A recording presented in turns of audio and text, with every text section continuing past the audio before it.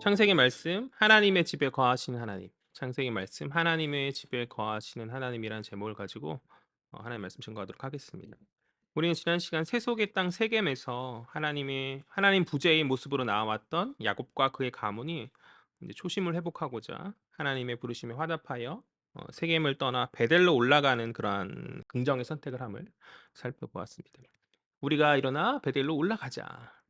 야곱은 자신의 가문에 속한 모든 사람들을 그렇게 독려하면서 베델로 올라가서 깨어진 하나님과의 관계를 회복할 것을 이야기하였고, 이러한 야곱의 결정은 많은 준비와 많은 내려놓을 것을 수반하는 큰 결정이 아닐 수 없었죠.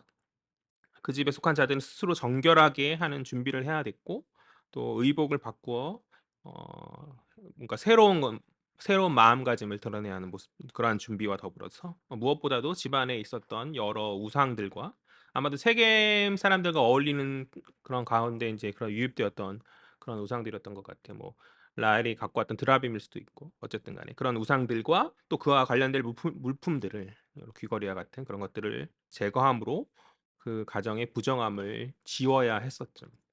그러한 모든 준비들은 자기의 유익까지도 신앙의 이름 안에서 내려놓아야 하는 큰 결정이 아닐 수 없었다.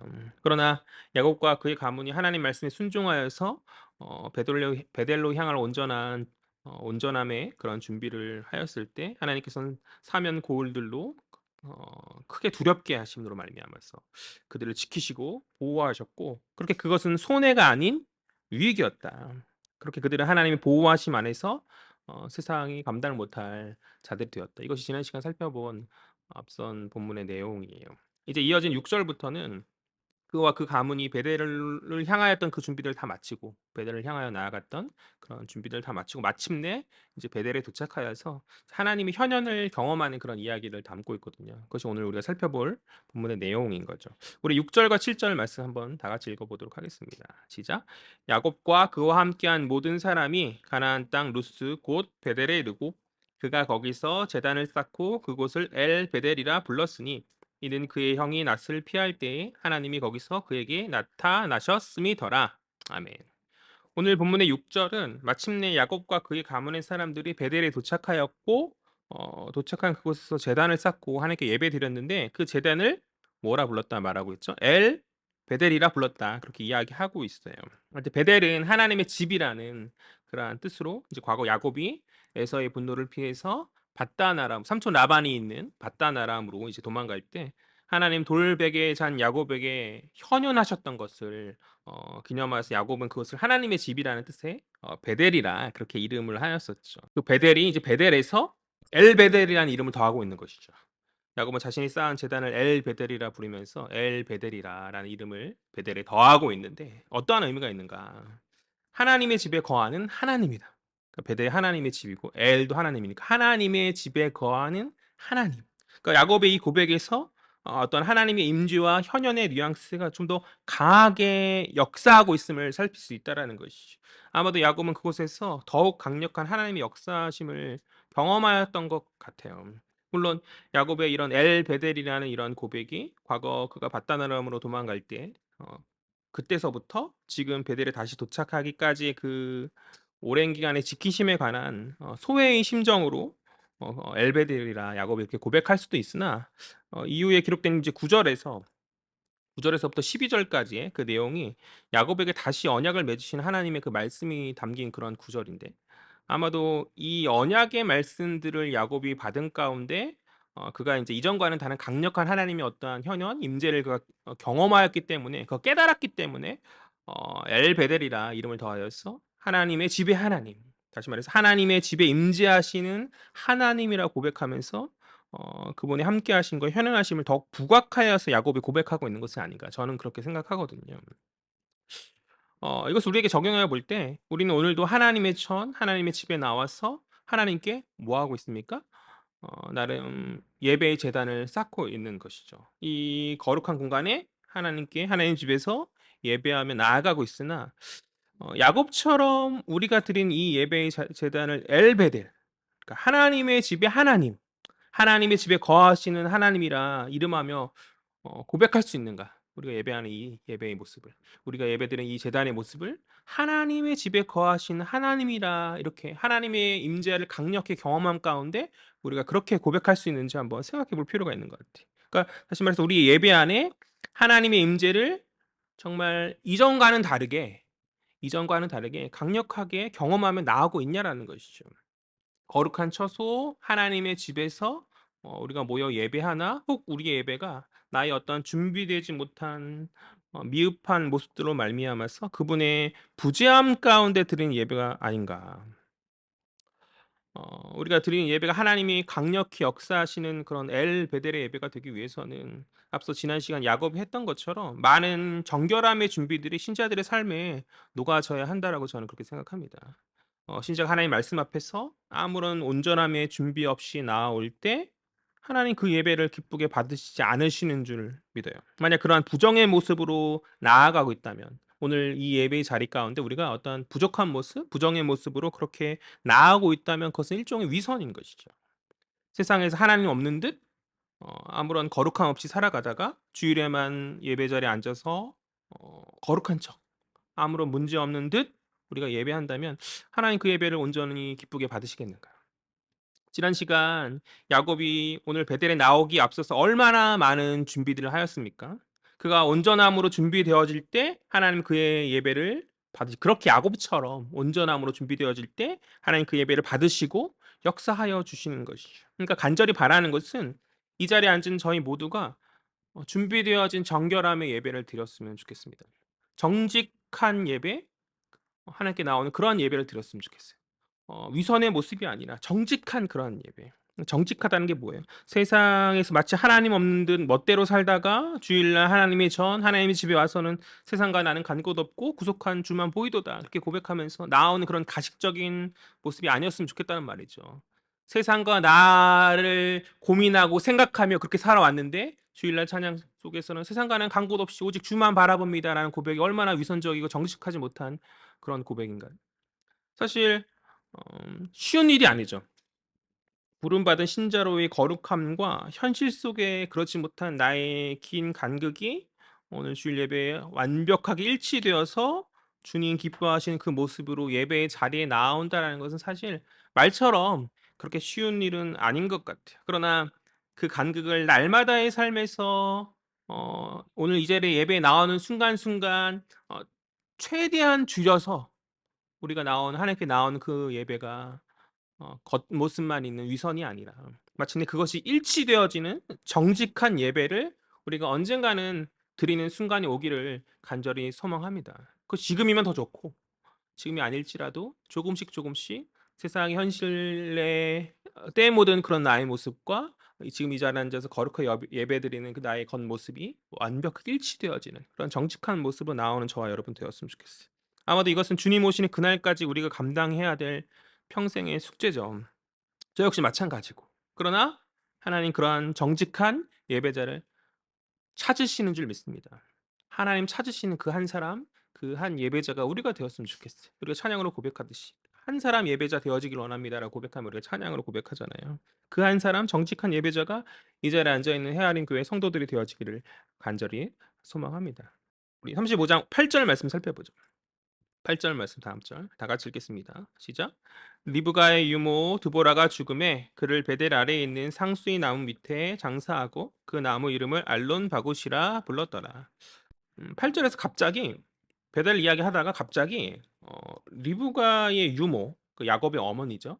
리브가의 유모 드보라의 죽음을 이야기하고 있어요. 드보라라는 이름이 갑자기 등장하고 있는데 이 8절은 야곱의 베델 도착 스토리 안에서 그러니까 8절부터 13절까지가 그 내용이거든요. 근데 그 사이에 끼어들어가 있는 이야기죠. 9절을 보면 그 다음 절인 9절을 보면 6절에 7절에 이미 베델에 도착한 야곱이 다시 베델에 간 듯한 그러니까 8절에 리브가의 유모인 드보라가 죽고 난 후에 다시 베델에 간 듯한 것처럼 그런 뉘앙스가 보이는데 야곱이 6절 7절에서의 그 하나님 현현 베델에서의 하나님 현현 이후에 다시 베델로 간 것이 아니라 9절에서의 13절까지는 6절에 7절에서 갔던 그것에 대한 이제 보충 설명이에요. 이해가 되나요? 무슨 말인지? 그러니까 그 6절 7절에 갔고 큰 그것이 한 한 타이틀이라면 이제 9 절부터 13 절까지가 이제 거기에 대한 세부적 설명인데 그 사이에 갑작스럽게 뜬금없이 8 절에 리브가 유모인 드보라의 죽음이 끼어 있다라는 것이죠. 8 절에 유모 드보라의 죽음이 끼어들어서 이제 뒷이야기와 앞의 이야기가 단절된 이야기처럼 보이는데 그렇지 않고 어 이게 하나의 이야기다. 그럼 그렇다면 왜 끼어들어가 있는가 고민해 볼 필요가 있는 거죠. 아마도 인제 9 절부터 나오는 이야기가 이제 제가 생각해 볼 때 하나님께서 야곱과 재언약을 맺으시는 세부적 내용이 들어가 있거든요.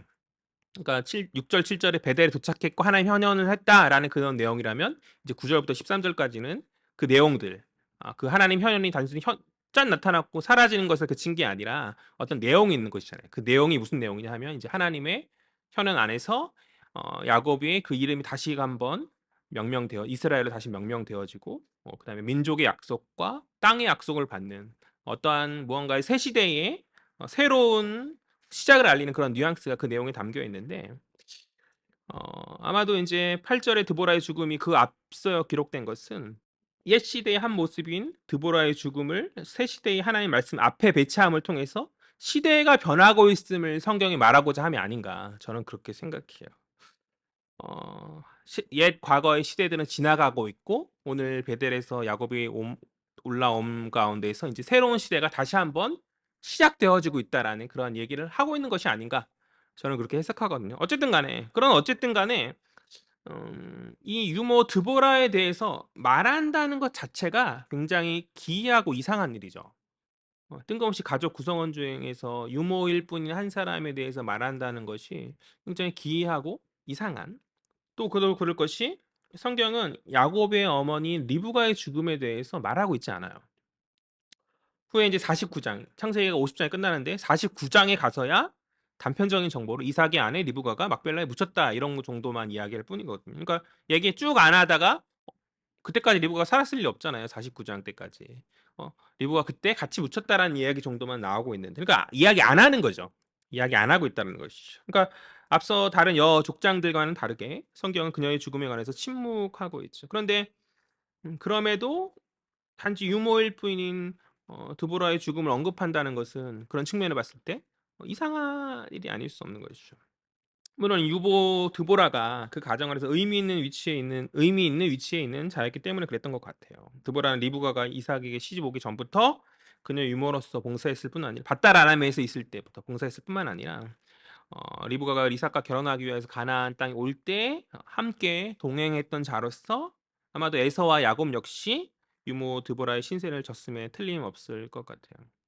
아마도 리브가 사후 야곱에게로 가서 이제 그를 돌보았던 것으로 보여지는데 그런 신실한 모습으로 말미암아서 그는 분명 가문의 중요한 위치에 있었던 사람임에 틀림없을 것이다. 그렇게 보여집니다.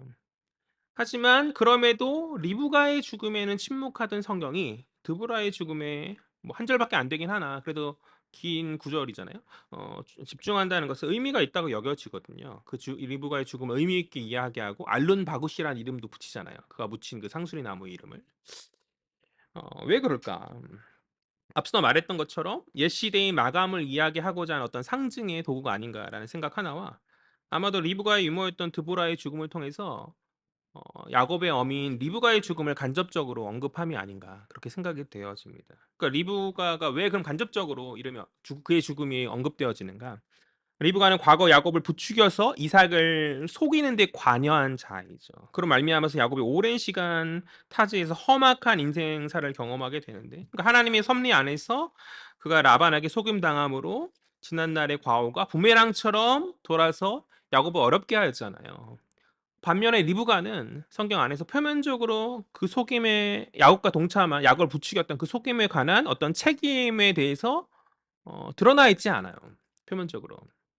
그냥 어떤 고생을 했다는 어떤 이야기들이 야곱처럼 속임을 당한다든지 그런 이야기가 없거든요. 그러나 성경이 그녀의 죽음을 오늘 침묵하고 있는 것을 통해 볼 때 아마도 족장의 아내로서의 그 어떤 영향력이 축소됨을 암시하고 있는 것이 아닌가. 어쨌든 당시 사회에서 족장은 왕과 같은 사람인데 그 사람을 속였다라는 것에서 어떤 가문 안에서의 위계에 반하는 그런 행동을 했기 때문에 아마도 그녀의 영향력이 많이 축소되었고 또한 그 일로 말미암아서 이삭과도 많이 서먹해졌을 것 같아요. 남편이 이삭과도 많은 서먹함을 믿지 않았겠는가. 뿐만 아니라 그녀는 자신이 사랑하고 편애했던 야곱과 끝내 재회하지 못하였죠.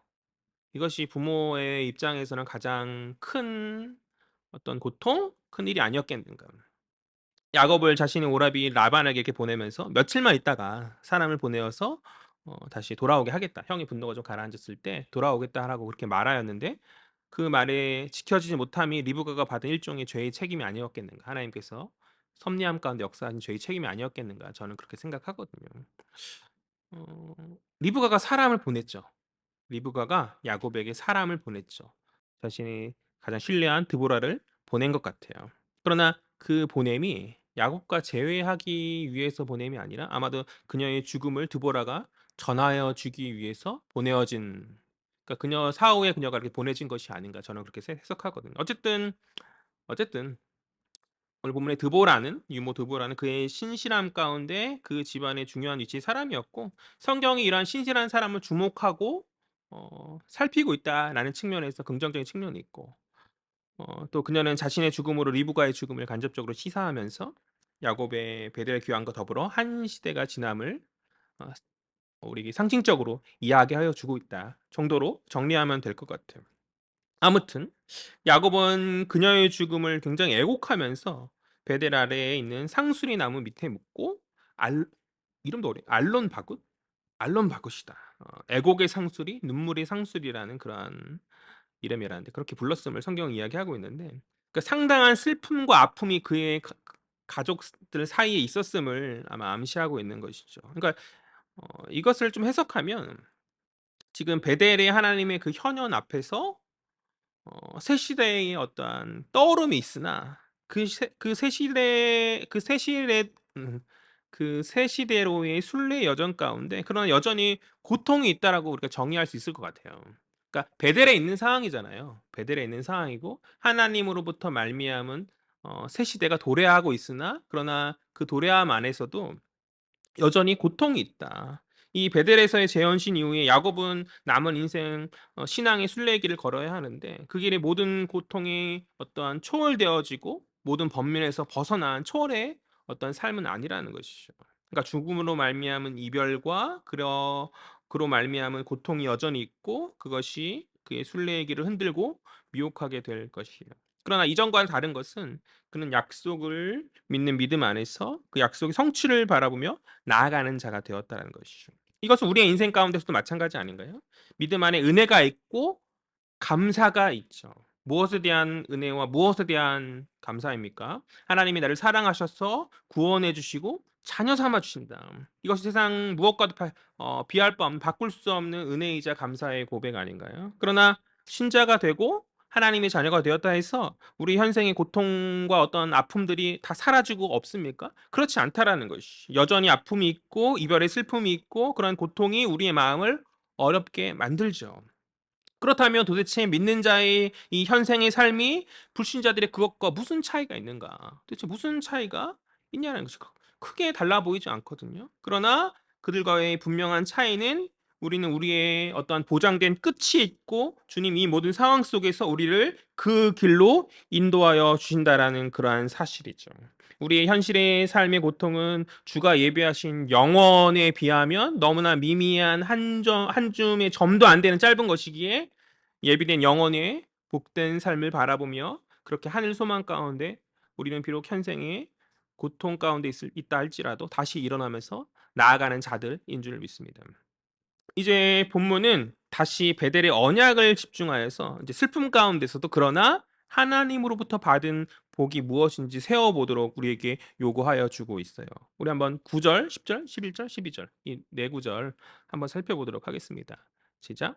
야곱이 밧단 아람에서 돌아오매 하나님이 다시 야곱에게 나타나사 그에게 복을 주시고 하나님이 그에게 이르시되 내 이름이 야곱이지만은 내 이름을 다시는 야곱이라 부르지 않겠고 이스라엘이 내 이름이 되리라 하시고 그가 그의 이름을 이스라엘이라 부르시고 하나님이 그에게 이르시되 나는 전능한 하나님이라 생육하며 번성하라 한 백성과 백성들의 총회가 내게서 나오고 왕들이 내 허리에서 나오리라 내가 아브라함과 이삭에게 준 땅을 내게 주고 내가 내 후손에게도 그 땅을 주리라 하시고 아멘. 9절에서 야곱이 밧단 아람에서 돌아왔다 언급하는 것이 좀 의미심장한데, 야곱이 밧단 아람에서 돌아온 지 꽤 되었죠. 밧단 아람이 어디죠? 삼촌 라반이 거하는 동네. 밧단 아람, 하란. 그 하란 땅이잖아요. 하란이 좀 작은 개념이라면 밧단 아람이 좀 더 큰 개념. 야곱이 밧단 아람에서 야곱이 밧단 아람에서 돌아온 지 꽤 되었죠. 이미 한참 전에 가나안 땅에 와서 에서 화해하고, 그게 34장이잖아요.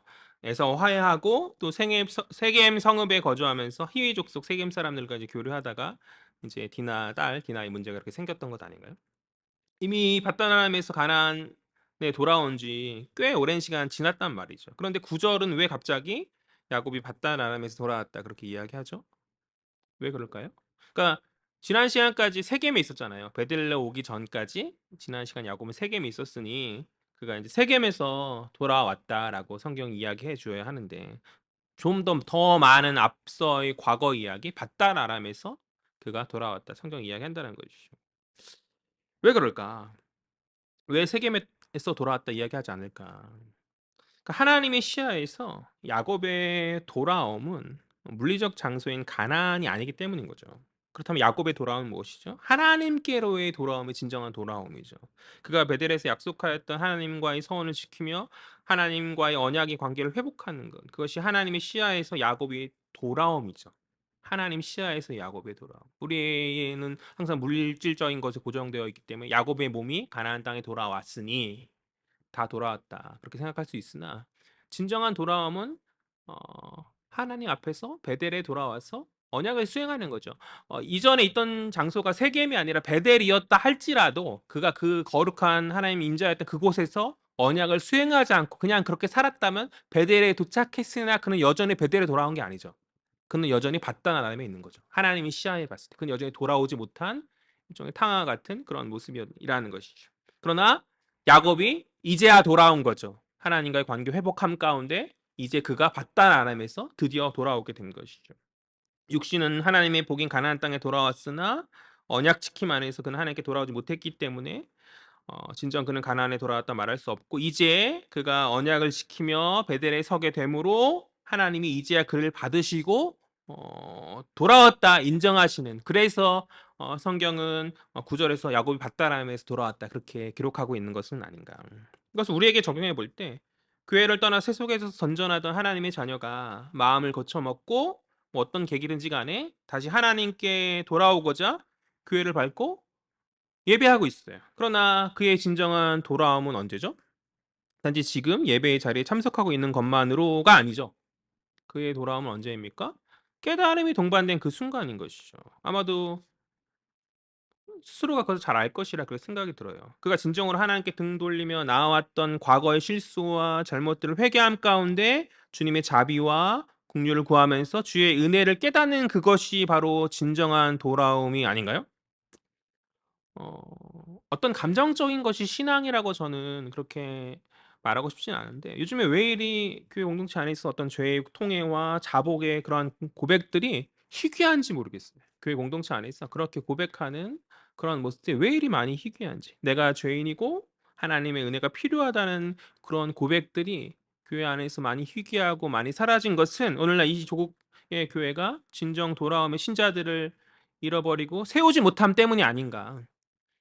어, 저는 오늘날 매주일 예배하며 교회의 어떤 자리를 지키는 이 시대의 많은 성도들 가운데서, 그러나 여전히 바다나람에 머무른 채 하나님으로부터 그가 다시 돌아왔다는 평을 받지 못하는 신자들이 많이 있다고 생각해요.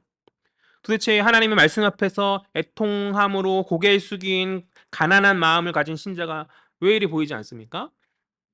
가나안 신자들은 많이 늘고 있죠. 가나안 신자들. 가나안 신자가 아니라 이 암울해져가는 시대 안에서 자신의 부족을 바라보며 암울해져가는 시대와 자신의 부족을 바라보면서 부족한 모습을 바라보면서 왜 교회는 왜 가난한 마음을 가진 신자들을 이렇게 많이 잃어버리는가? 가나안 성도들은 많이 생기게 만들었으면서 왜 가난한 마음을 가진, 정말 주님 앞에서 고개 숙이고 애통하면서 무릎 꿇고 눈물 뿌리며 기도하는 이 감정적인 게 전부는 아니나, 이러한 모습들이 사라진 것은 아마 오늘날 이 시대 교회에 세우지 못한 연약함을 반증하고 있는 것은 아닌가. 예배하며 종교인으로 말씀 듣고 기도도 하고 헌금도 하고 예전보다 더욱더 세련된 모습으로 멋진 모습으로 그렇게 나아가나 그 예배의 자리 지킴과 그 예배의 모든 행위가 중심으로서 각각의 성도들이 그렇게 하고 있는 것인지 그냥 예배의 자리만 차지하고 있는 것은 아닌지 그러니까 깨달음 없이 여전히 바다나람에 머무는지 하나님의 평가는 교회에 있지만 그는 여전히 바다나람에 머무른 채 있는 것은 아닌지 한번 우리가 스스로 한번 체크해 봐야 된다고 생각해요. 제가 어떻게 알겠어요? 하나님이 아닌데. 각 성도들의 마음을 어떻게 알겠습니까? 저 앞에서 조금만 깨어있는 듯 눈 크게 뜨고 말씀 잘 듣는 것처럼 고개 끄덕끄덕거리고 있으면 저는 다 된 것처럼 느껴지거든요. 그러나 우리 하나님은 감찰하신 하나님이시잖아요. 스스로 한번 생각해 보았으면 좋겠어요. 스스로 한번 체크해 보았으면 좋겠어요.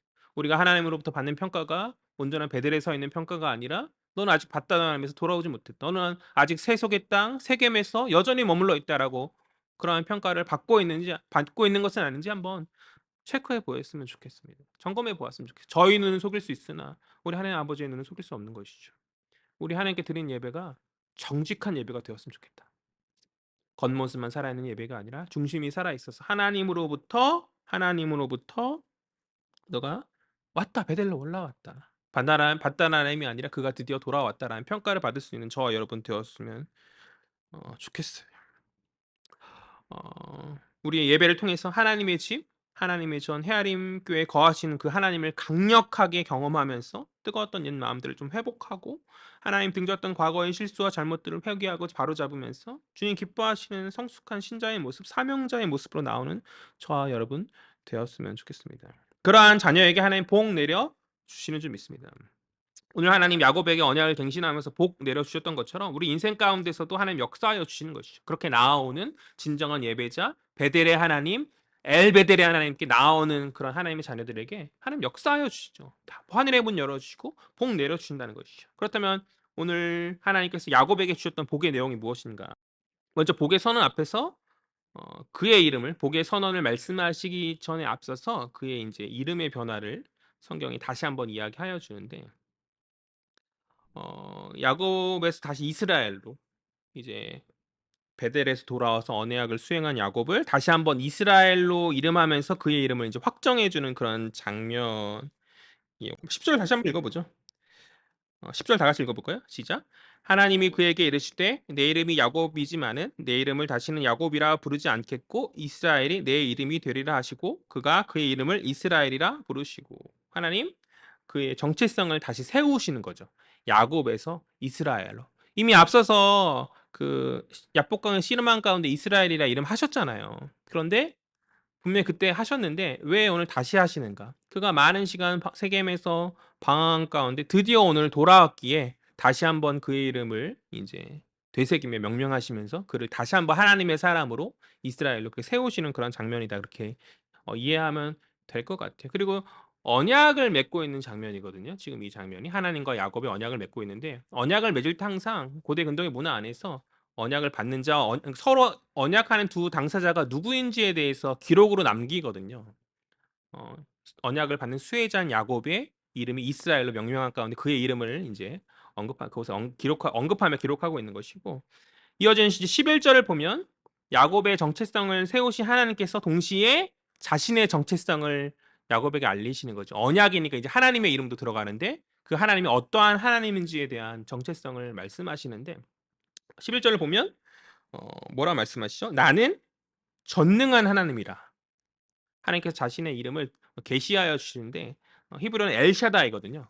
엘샤다이 하나님. 나는 전능한 하나님이다라는 그런 뜻이에요. 그러니까 한글 성경이 그냥 그렇게 번역된 거죠. 나는 전능한 하나님이다라고 이렇게 야곱에게 이야기하고 있어요. 그러니까 전능하신 하나님 모든 만물을 다스리시는 능력 있고 주권자이신 그분께서 야곱을 이끄시고 그에게 복 주신다라고 이렇게 선언하고 있는 장면인 것이죠. 이것이 얼마나 복된 은혜인가요? 전능자 하나님 엘샤다이 하나님께서 자신의 이름을 가지고 야곱이 받을 복을 보증하여 주고 계신 그런 장면이라는 것이죠. 그러한 보증 가운데 이제 본격적으로 11절과 12절이 이제 야곱의 복을 구체적으로 선언하는데 야곱의 복은 뭐냐면 두 가지죠. 첫 번째는 민족을 세우겠다라는 그런 하나님의 말씀이죠. 생육하고 번성함 안에서 한 백성과 백성들의 총회가 나오고 왕들이 나온다라는 그런 말씀들인데 긴 말씀이지만 요약하면 과거 아브라함 때부터 약속되었던 하나님의 약속이 이제 야곱에게 이어져서 그의 가문을 통해서 큰 민족을 세우겠다. 우리가 잘 알지 이스라엘이라는 나라를 세우겠다라는 그런 하나님의 약속인 것이고 야곱과 그의 가문 안에서 아브라함 때부터 흘러왔던 그 복이잖아요, 이것이. 그토록 야곱이 갖고 싶었던 그런 복이죠. 자신 형 에서와 투쟁하면서까지 갖고 싶었던 그 복이 이제 하나님으로부터 전능하신 하나님이라는 그 보증함 가운데 야곱에게 내려지고 있는 그런 장면이다라고 그렇게 이해하면 될 것 같아요. 두 번째 복은 뭐냐면 땅의 복이죠. 그 땅은 무슨 땅입니까? 가나안 땅이죠. 이 가나안 땅을 야곱과 그의 후손에게 주시겠다는 그런 약속인데 야곱의 인생은 나그네 인생이잖아요. 한 곳에 정착하지 못한 채 수십 년간을 떠돌이로서 살아왔던 그런 나그네 인생이었는데 또 그와 마찬가지로 아버지 이삭과 할아버지 아브라함도 그와 다를 바 없는 떠돌이 나그네의 삶이었죠. 그러나 하나님 그들을 부르심 안에서 보이지 않음 가운데 지금 떠돌이인 상황 가운데서 보이지 않는 그런 미래가 보이지 않는 그런 상황 가운데 보이게 하시는 것이죠. 지금 비록 현실은 나그네의 삶이나 하나님 주시는 적과 꿀이 흐르는 그 복된 땅에서 창대케 되는 은혜를 그들이 누리게 될 것이다. 하나님 그렇게 약속하여 주신 것이죠. 이러한 야곱의 복이 오늘 예배하는 하나님의 자녀들에게도 예비되어 주는 줄 믿습니다. 물리적 어떤 팔레스타인의 가나안 땅의 어느 한 점 우리가 소유하진 않죠. 영적인 후손이라 말한 우리가 가나안 땅, 적과 꿀이 흐르는 그 땅을 우리가 소유하지는 분명 않을 거예요. 그러나 그것과 비견될 수 없는 주님 예비하신 하늘의 처소가 예비되어 있음을 믿고 하늘 소망 가운데 나아가는 저와 여러분 되었으면 좋겠어요. 그것이 하나님께서 우리에게 주시는 복이죠. 왕 같은 제사장으로서 거룩한 하나님 나라의 어, 어, 거룩한 백성으로서 그 땅을 소유하며 세상의 헛된 땅과는 비교할 수 없는 그 천국의 삶을 우리가 장차 누리게 되어질 줄 믿습니다. 그것이 믿는 자의 소망 아닌가요? 믿는 자가 바라보고 나아가야 될 보이지 않는 중에 세상은 이야기는 들었으나 그들의 마음이 새겨지지 못한 그것을 우리는 믿음 가운데서 그것을 바라보고 그것을 우리가 나아가는 것은 아닌가? 나아가야 하는 것이 아닌가? 말씀을 정리하죠. 신자인 우리 인생은 야곱처럼 나그네 인생과도 같은 거죠. 이 세속의 땅 가운데 우리가 바라볼 것은 세상 성의 어떤 웅장함이나 현란함이 아니라 묵묵히 주님의 나라를 바라보면서 한 걸음 한 걸음 인내의 길을 서는 것인 줄 믿습니다. 그러니까 예수 믿고 저 사람이 예수 믿고 사람 달라졌다라는 소리를 좀 우리가 들었으면 좋겠어요.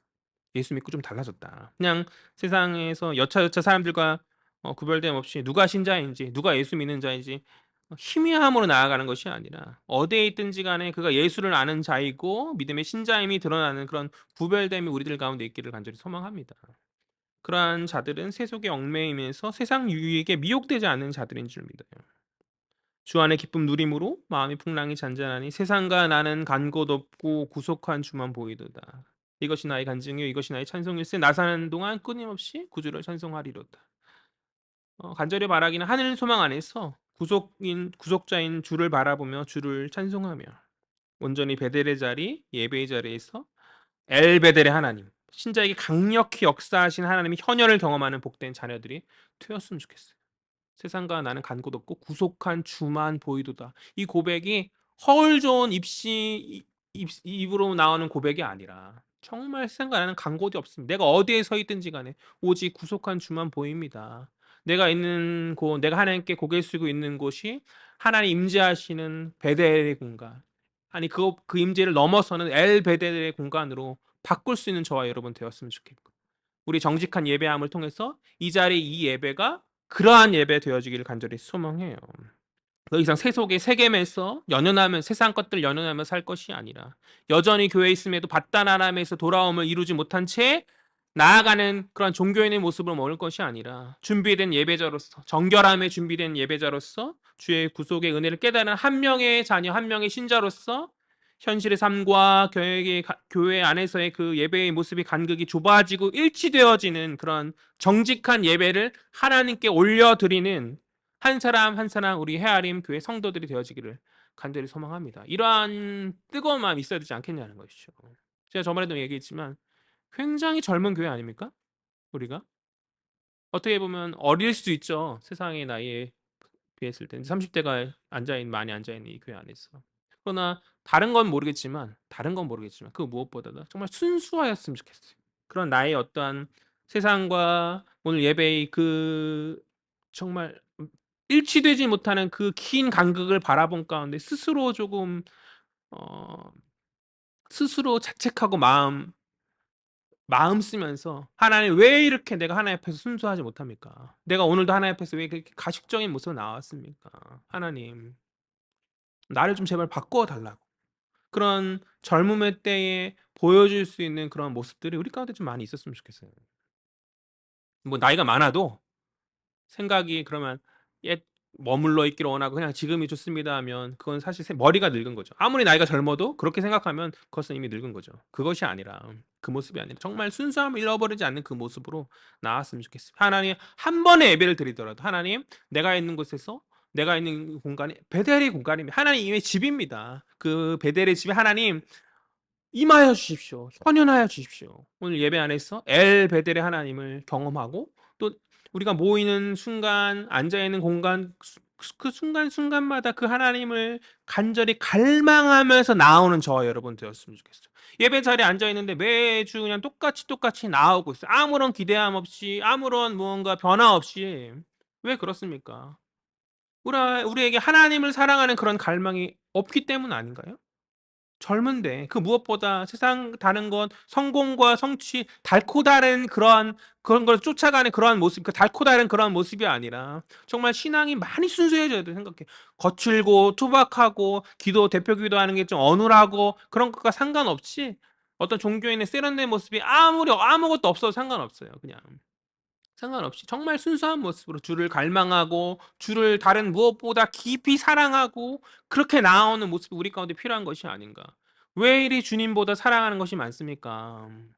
정말 순수한 사랑은 첫사랑의 모습은 그 한 사람만 바라보고 다른 무언가 현란함이 있다 할지라도 눈 돌리지 않잖아요. 그것이 정말 순수하고 진정한 사랑의 모습 아닌가요? 그 젊을 때의 순수함의 진실함의 사랑이 우리 가운데 희미해진 채 육신은 젊으나 여전히 고여 있고 늙은 고루한 그런 모습으로 나아가고 있는 것은 아닌지 한번 생각해 보았으면 좋겠어요. 젊은인가요? 젊은이가 맞습니까?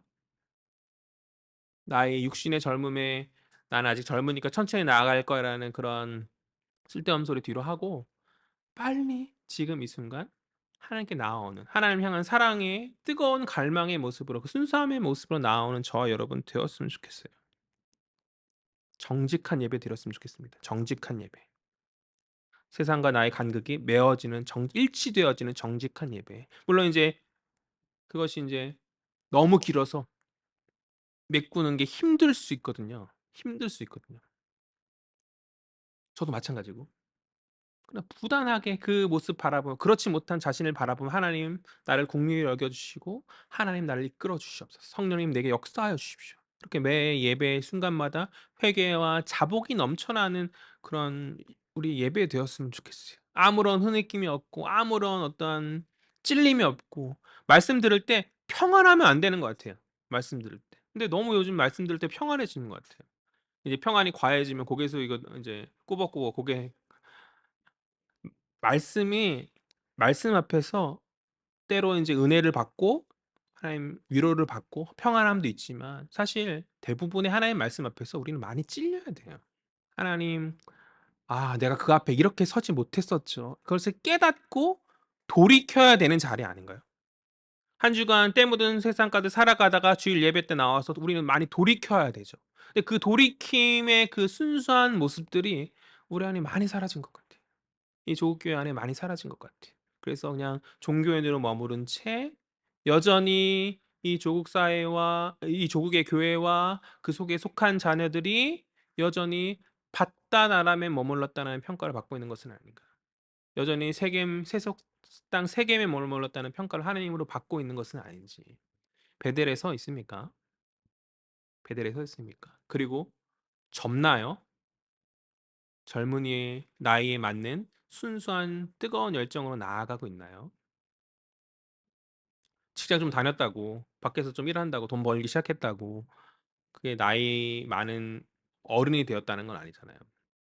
그것으로 내가 어른인 것 마냥 다 된 것 마냥 생각할 것이 아니라 하나님 앞에서 정말 나의 그 젊음의 때에 어떤 여러 가지 다 내려놓고 정말 그 순수한 열정으로 서는, 그러니까 주를 사랑하는 갈망으로 서는 저와 여러분 되었으면 좋겠습니다. 그렇게 나아오는 우리 헤아림 교회 성도들 되어지기를 주의 이름으로 간절히 소망합니다. 우리 기도하죠. 사랑과 은혜의 주님 참으로 감사합니다. 주님 부르심 앞에서 온전히 깨어있지 못하고 나아오지 못한 저희들 연약한 모습이 많이 있었음을 고백합니다. 여전히 세속의 땅 세겜 가운데 헤매며 연연하며 살아가는 우리의 모습이 있지 않은지, 하나님 받다남에서 돌아오지 못했다라는 그 평가를 받으며 예배의 자리에 있으나 중심 없는 예배로 우리가 나아가고 있었던 것은 아닌지 우리 한번 스스로 점검하며 깨달을 수 있는 복된 시간들 될 수 있도록 주여 역사하여 주시옵소서. 회개와 자복이 넘쳐나는 아버지 그러한 음, 살아있는 예배, 중심 있는 예배 되어지길 간절히 소망합니다. 주님 말씀 앞에 많이 찔림을 받고 도전을 받고 나의 세속의 삶이 거룩의 삶으로 변화될 수 있도록 주께서 역사하여 주시옵시고, 어디에 있든지 간에 빛된 소금과 역할을 감당할 수 있는 저희들 될 수 있도록, 예수 믿고 달라졌다는 소리를 들을 수 있는 그런 저희들 될 수 있도록 주님 주관하여 주시옵소서.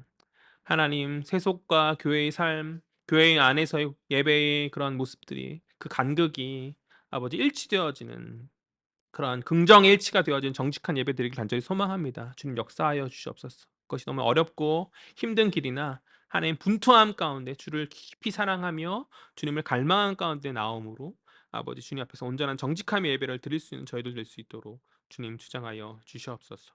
그러나 모든 것들 성령께서 역사하여 주실 줄 믿습니다. 주님 저희들을 붙들어 주시옵소서.